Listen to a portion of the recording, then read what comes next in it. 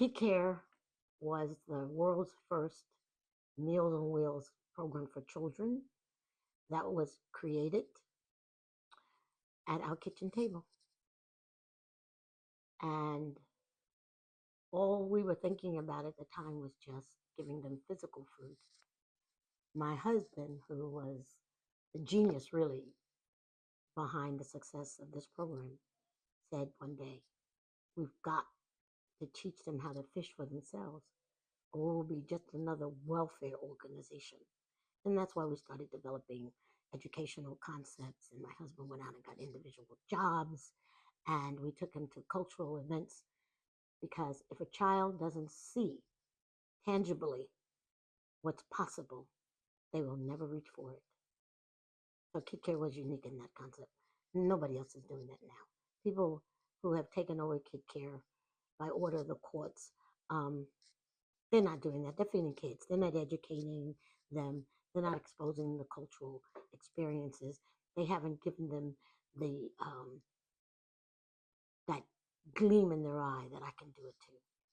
And that's what Kid Care did, and that's what made us different. Well, prior to the destruction of Kid Care, we were delivering monthly 23,000 meals a month.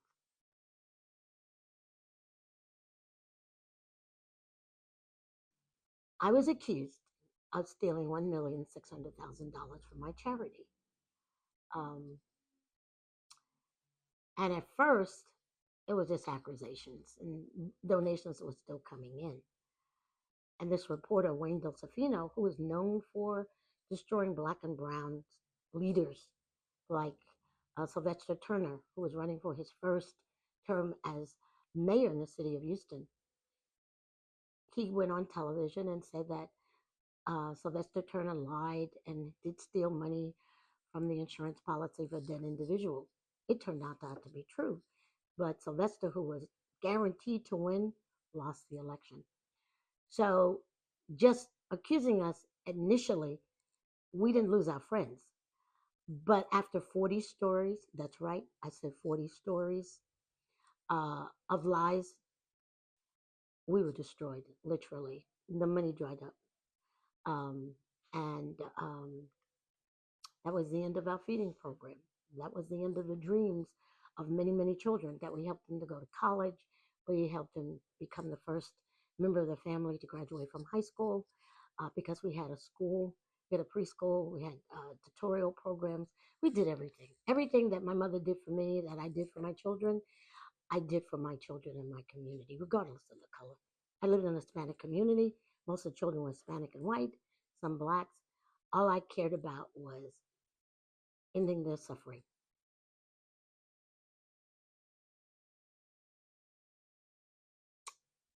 In the summertime, for children and middle class children too, um, end up playing in the streets during the summertime.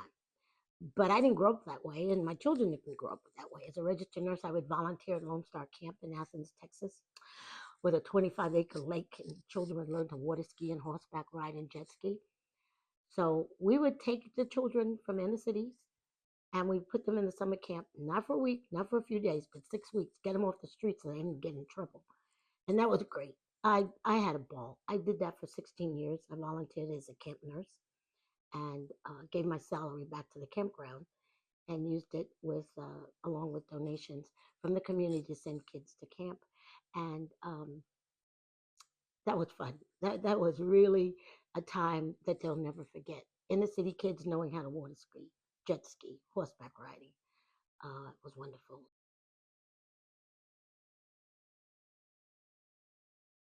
When we got our building, before this onslaught of lies, we had dreams.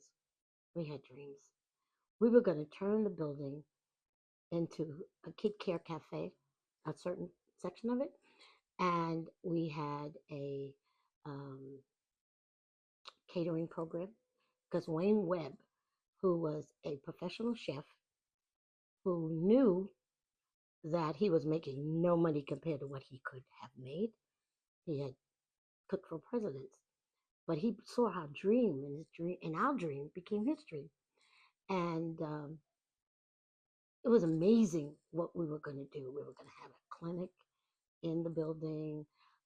You name it, we were going to have it. But the lies took hold. 40 stories. I mean, if I didn't know who I was, I would have believed them because they were good stories. They were really, really good and convincing. I was a thief. I was a welfare queen. The problem with that, when they said I stole the money and I had a $35,000 wardrobe, those who knew me, all they ever saw me was in a pair of leggings and a kick air t shirt because all I cared about was the kids. That's all I cared about was the children. That was my main focus. And that was the focus of my husband. Besides getting the fathers that were in the home that needed jobs, getting them employment, or as one family, all he needed was a lawnmower, a weed eater, and a blower. And he was back in business because what he had previously had gotten stolen. We just wanted to change lives because my husband would say, we've got to teach them to fish for themselves. And so if they can't see a blue sky and the sun amidst the fog, how will they know it's there?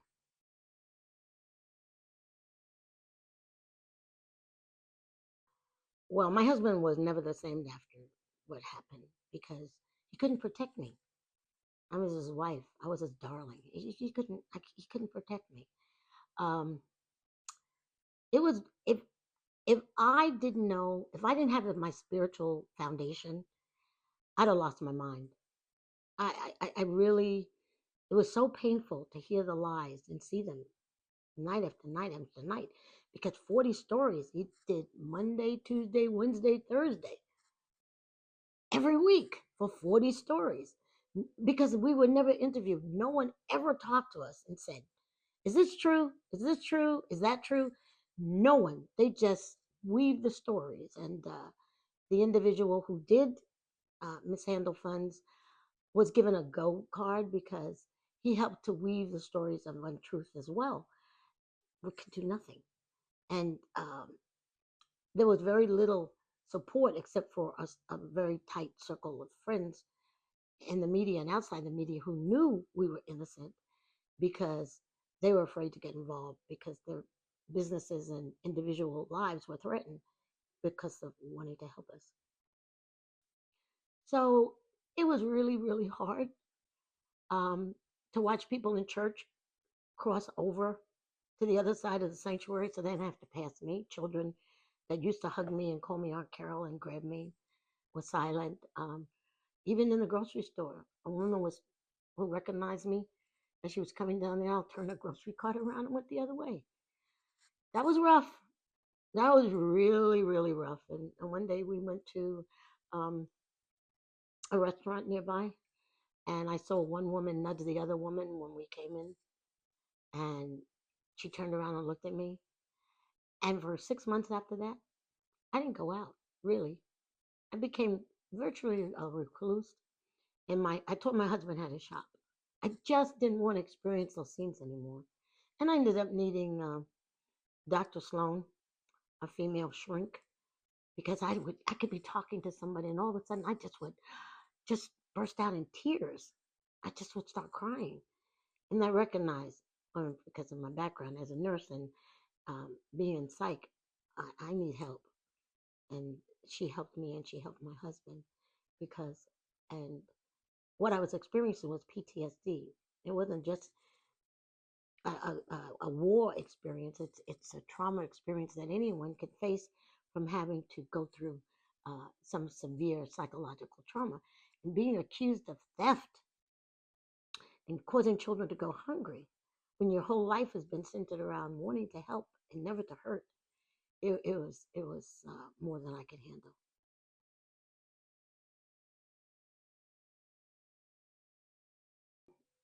My turning point was Christmas Eve. I saw the film 6 888, and people have been telling me, "Had you seen it? Had you?" And I'm not a TV watcher, a really big one. And my husband had passed in November the 4th, and so this was my first Christmas without him. And Christmas Eve, I turned on the film, and of course I cried. No one could watch 6 888 without tears rolling down. But I became hysterical, literally hysterical, as I saw the 855 names scrolling. and only a handful knew how much they were appreciated. And I literally just could not stop crying. And I called out to God and I said, God, please don't let me die without people knowing that my husband and I are not thieves. Because people believed it. They believed it in my church. They believed it in the streets. They believed it. This woman, this black woman, could not handle millions of dollars and not take one dime from her for her own use. I know it's hard to believe that, but we never did. I always separated Kid Care's money from my personal needs or my husband's personal needs psychologically. Because we never, when I got my nails done to go on Oprah, I let Kid Care pay for it. But if I needed my nails done just because I wanted my nails done, I paid for it and it had many canceled checks to prove it.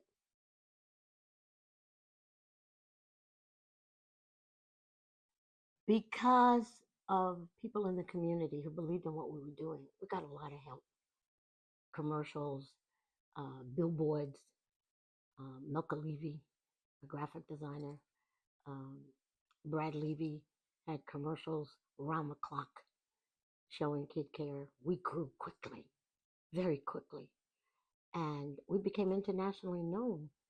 And I, I, it still amazes me to get calls from out of the country saying, "I want to duplicate your program. Show us about the Meals on Wheels."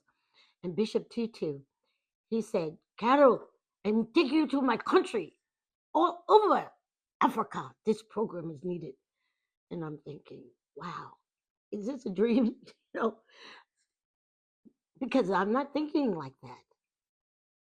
And being called to talk to the Senate Committee on Hunger Among Children and going to Bogota, Colombia, and sit with Ms. Honor Pastrana, the president of Colombia's wife at the time, talking about hunger issues.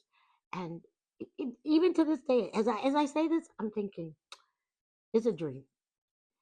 And people The from UN too, right? and yeah, we were NGOs of the UN and never received funding from them.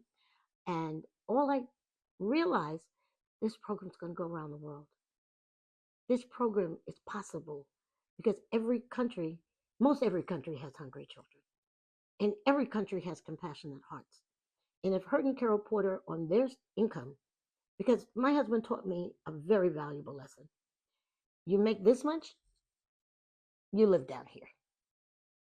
So he was a saver, and we used our own money for years. Nobody even knew we were around until we were approached about responding to an article that came out about white poverty, and that's what propelled us to with the forefront Channel 11 under the auspices of David Goldberg, and sent a reporter by the name of Norm Yule to follow me around, and he couldn't believe it, and I couldn't believe it. I lived in Europe growing up, in Germany. I saw poverty. I saw people eating out of dumpsters in American uh, environments, looking for food, but not in America. I knew white children in Appalachia were hungry. Everybody knew that. Grapes of Wrath. Who doesn't know that? But what I didn't know, were children were hungry right down the street from where I lived.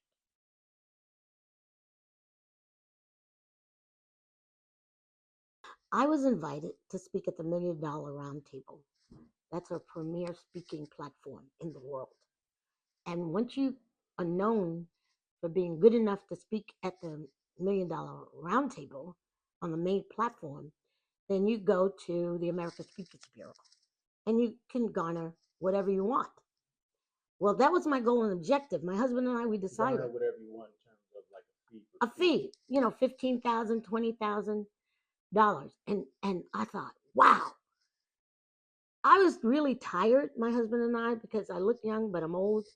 Um, Turn it over to Brad, and the two of us would go out, and we would empower the country and the world to care about their children.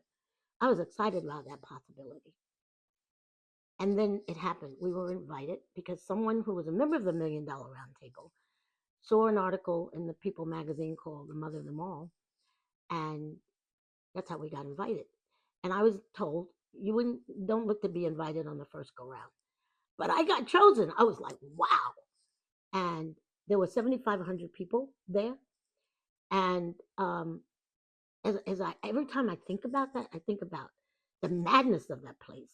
Because after I spoke, I had security. I didn't know what I needed it for. Then I found out because people from all the world were shoving cards in my hands and inviting me to their countries. I was invited to about 40 different places.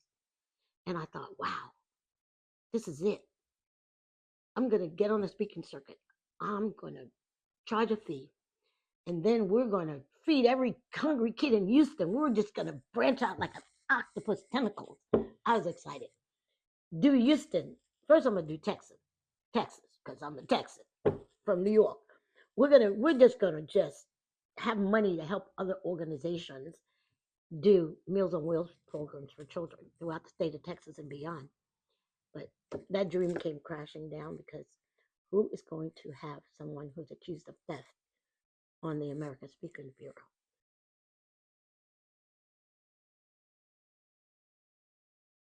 My dream has always been that the truth would come out. It's not too late to feed the children. They're hungry. The government can't do it all. We have a responsibility as individuals. Welfare was always designed to be taken up by churches. It was never the government's job to feed hungry children. It was the neighbors. It was the churches. And my husband and I felt that way very strongly. That's why we never took any money from the government to feed the children. I've been praying a long time 20, almost 25 years now, really, that when the truth comes out, someone is going to read the article, someone is going to get excited, someone is going to realize that they hear a call from God and make a difference in their neighborhood. You don't have to go outside your neighborhood. So I believe that this is the beginning of people knowing about Kid Care that would never heard about us. And mainly that they know I'm not a thief, that my husband was not a thief, officially exonerated. that we were officially exonerated. They couldn't find one dime that I stole. They wanted me to pay $1,000. I said, you can hold your breath because you ain't never getting it because you can prove that I stole a nickel. I used a nickel. That just wasn't me. That was just not my concept. So when they found out that I hadn't stolen anything, we really believed that we were going to be let back in the building. We were going to be able to have Kid Care back again. So to be denied us access to the building, access to the program, and give the program away to somebody else, which they've never done what we did. Nobody's ever done what we did. When God gives you something to do, no one else can do it better than you can. I was shocked. I couldn't believe it. What was the reason why you didn't give it back to us? Why wasn't it given back to us? Because we hadn't stolen. So what was the reason? You took it from us because we were thieves. Now you find out we're innocent. Give it back.